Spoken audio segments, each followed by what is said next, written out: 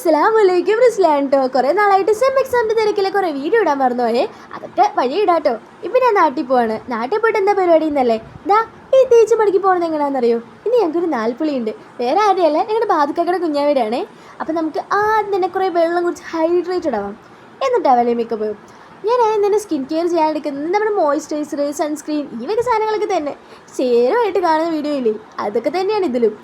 അങ്ങനെ ഞാൻ കുറച്ച് മേക്കപ്പായിട്ട് ഈ സാധനങ്ങളൊക്കെ തേച്ചു. ഇപ്പം എൻ്റെ കവിൾ നല്ല പ്ലം പ്ലം എന്നിരിക്കുന്നില്ലേ, ഇതായിട്ടോ എൻ്റെ സൺസ്ക്രീൻ.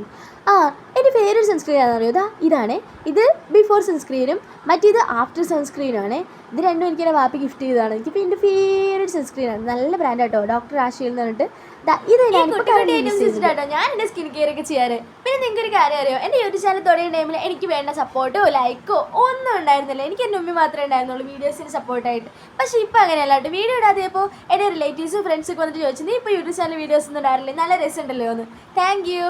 പിന്നെ ഉണ്ടല്ലോ, എൻ്റെ ഹെയർ ആണെങ്കിൽ ക്ലോറിൻ തട്ടിയിട്ട് ആകെ പോയായിരുന്നു. ഈ ഹെയറിന് ഞാനൊന്ന് പിടിച്ചിരിക്കുന്നത് ഈ ഫ്ലാക്സ് സീഡ് ജെല്ല് വെച്ചിട്ടാട്ടോ. സംഭവം നല്ല അടിപൊളിയായിട്ടോ. എൻ്റെ മുടി നമുക്ക് വേഗം മുടി കെട്ടി കണ്ണ് എഴുതിയിട്ട് വരാം. ഇനി നമുക്കൊരു ബോഡി ലോഷൻ അപ്ലൈ ചെയ്യാനുണ്ട്. അപ്പോഴാണ് എൻ്റെ ഉമ്മ എന്നെ കണ്ടത്. വീഡിയോ എടുക്കുമ്പോൾ ഷാളെങ്കിലും ഇടണമെന്ന് പറഞ്ഞിട്ടില്ലേ നിൻ്റെ അടുത്ത് നിന്നാണ് ആ ബാക്കിൽ നിന്നുള്ള ഡയലോഗ് കേട്ടോ. അതെന്താണെന്നറിയോ, എൻ്റെ പക്ക ടിപ്പിക്കൽ മുസ്ലിം ഉമ്മയാണ്. ഷാള കിട്ടി വന്നപ്പോൾ എന്നെ കാണാൻ എങ്ങനെയുണ്ട്? ഈ വാച്ച് ഉണ്ടല്ലോ, എനിക്ക് എൻ്റെ വാപ്പി ക്ലിനിക്കൽ പോസ്റ്റിങ്ങിന് പോകാൻ വേണ്ടി ഗിഫ്റ്റ് ചെയ്തതാണേ. ഇവിടെ നിന്ന് അത്യാവശ്യം ദൂരം ഉള്ളതുകൊണ്ട് തന്നെ ഞങ്ങൾ ബസ്സിനാണ് പോയത്. അതുവരെ നടന്നു വരുന്ന ആരാന്നറിയോ, എൻ്റെ ഉമ്മയുടെ മൂന്നാമത്തെ അനിയത്തിയാണ്. സ്റ്റിൽ യങ്ങാണ്ടോ. അങ്ങനെ ഞങ്ങൾ ഓട്ടോക്കാണ് പോകുന്നത്. ആ അറ്റത്തിരിക്കുന്ന മുതലുണ്ടല്ലോ, അതാണ് എൻ്റെ ഫേവറേറ്റ് കസിൻ. ഇതിനെ വഴിയിൽ നിന്ന് കിട്ടിയതാണ് കേട്ടോ.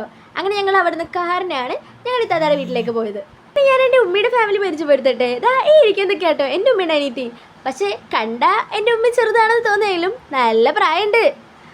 അങ്ങനെ ഞാൻ എൻ്റെ കുഞ്ഞാമ്മയ്ക്ക് വള ഇട്ട് കൊടുക്കുവാണേ. പക്ഷെ എന്തോ ഞാൻ എവിടെ പരിപാടി അവതരിപ്പിച്ചാലും ഇത് തന്നെ അവസ്ഥ. നല്ല കരച്ചിലായിരുന്നു, അതുകൊണ്ട് എനിക്ക് വള ഇടാൻ പറ്റില്ല. അവസാനം എൻ്റെ ഉമ്മയാണ് വളയൊക്കെ ഇട്ടത്. അങ്ങനെ അവസാനം നല്ലൊരു ഫാമിലി ഫോട്ടോ എടുത്ത് ഞങ്ങൾ ഇന്നത്തെ ഫംഗ്ഷൻ അങ്ങോട്ട് കഴിഞ്ഞേ. അപ്പോൾ ഇതിലുള്ള വീഡിയോ ബൈ ബൈ.